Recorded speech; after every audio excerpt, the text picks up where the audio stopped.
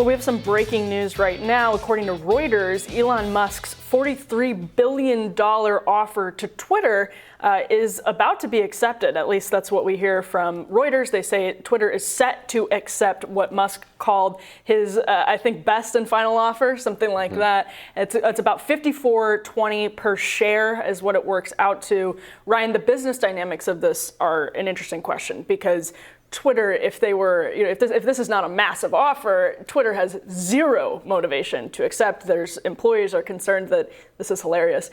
Elon Musk will ruin their brand, right? The sterling brand that they have curated for Twitter is at risk. But what do you think it means that this, after so much hemming and hawing, Musk has been massaging, meeting with them over the last couple of days, here we are Monday morning.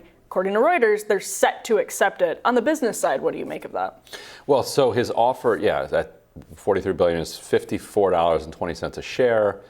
The stock's been trading in the high 30s, low 40s.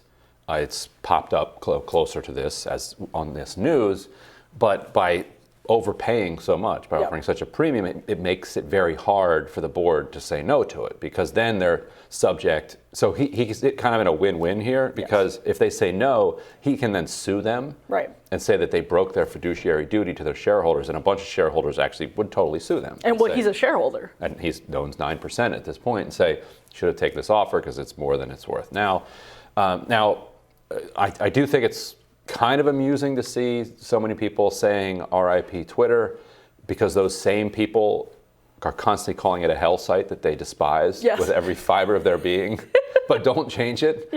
On the other hand, I do think it is fair to say that if an oligarch is going to buy a major media outlet, like let's say the Washington Post, or a major media platform like Twitter, that they should have to divest from their other businesses, because they're now able to heavily influence public perception of their companies in an anti-competitive way against their rivals.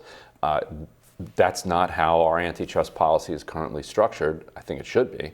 But so I do think that is a legitimate concern, to say, wait a minute. So now we're just going to have, you may like the guy, like I think half our viewers do. But does that mean that he should have kind of independent power over the company that he's going to then take private? There's no perfect way to run it, but you have to have a lot of faith in this one person in order to kind of endorse that as a setup. If this really is a town square, do you want one guy to own the town square? Well, and what's interesting is I think so many people are saying, and Musk actually tweeted, the barbarians are at the gate. So many people are saying, listen, the system is so broken. It's not that everyone just absolutely loves everything about Elon Musk. It's that they love this one thing about Elon Musk, which is that he is willing to go in there and break things. And things need to be broken right now, is the sense that so many people have. I think, Twitter is worth like 54 cents a share. I think it is, this is like wild. Twitter is I think Twitter is basically worthless. And this is one of the, it's not like literally worthless. And it's politically powerful. It's so politically powerful. Musk, by the way, is somebody who is cozy with and reliant on a foreign government. And that's another question in this whole debate about the U.S. government. Twitter is a publisher. And maybe what Elon Musk wants to do is make sure that Twitter takes a step back. And Twitter is a publisher in the sense that millions of people, it's not a huge social network, it's actually really the smallest, but are looking at their curated news every single day. They write news blurbs, they decide what to push on the trending topic side. That's acting as a publisher, and so it does raise questions when you have an owner who has a huge amount of business interests, geopolitical interests.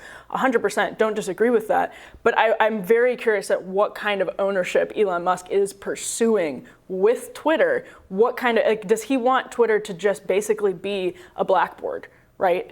How can you, and I think that's way better than what it is now, of course, but the other question is, I think Twitter, just as Tristan Harris has talked about with so many other social media platforms, is built to be a dopamine addictor, right? Like it's built like a slot machine. It has gamified our politics, and so free speech is less than half the battle on Twitter. It's certainly a big chunk of it. There's no question about that.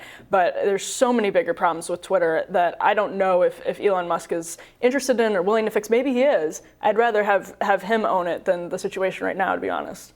Do you think Trump's on his way back if Musk does get Twitter? Absolutely, no question about it. Although Trump recently said... Oh, he won't do it because he's got Truth Social now. He doesn't need Twitter, right? Well, that's an interesting point. But Trump recently said he likes putting out statements because it's more elegant than Twitter. Yeah.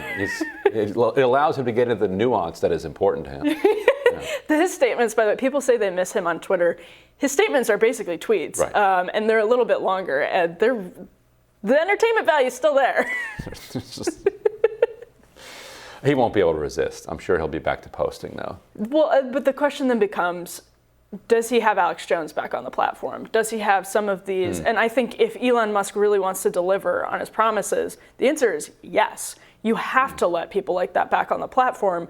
I personally think the world is way better when you have the opportunity for everybody to constantly be knocking down, mocking the heck out of crazy conspiracy theories.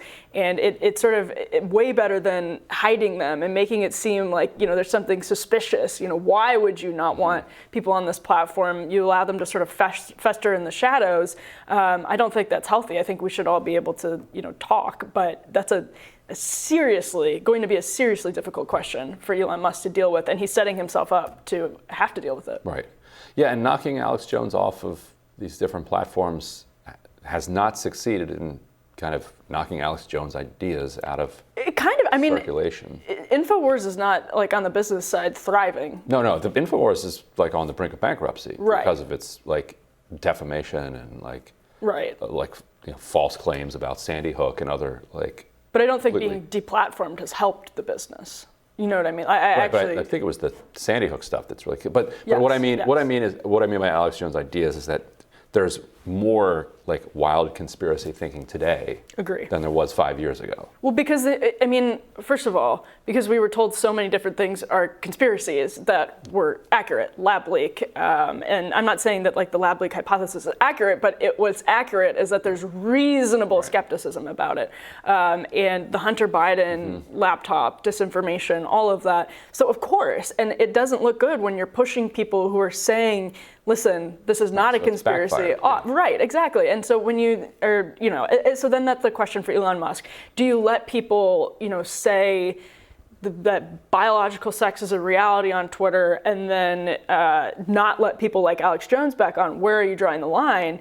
It's a really difficult question for a sort of major Silicon Valley corporation. And I wonder if his answer is just going to be, let it all happen. Is it going to be hard for him to staff the place?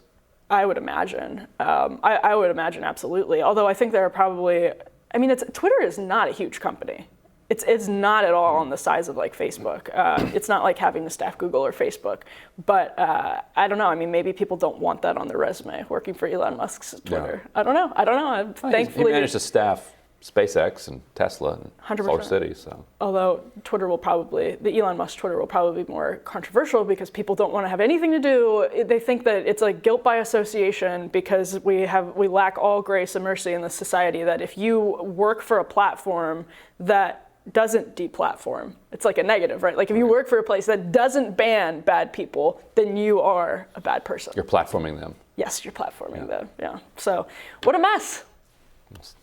All right, well, we'll see. We could have a deal as early as today, the news reports are saying. Yeah, absolutely. It seems like it's moving quickly now, so enjoy it, Elon. Careful what you wish for. We'll have more Rising right after this.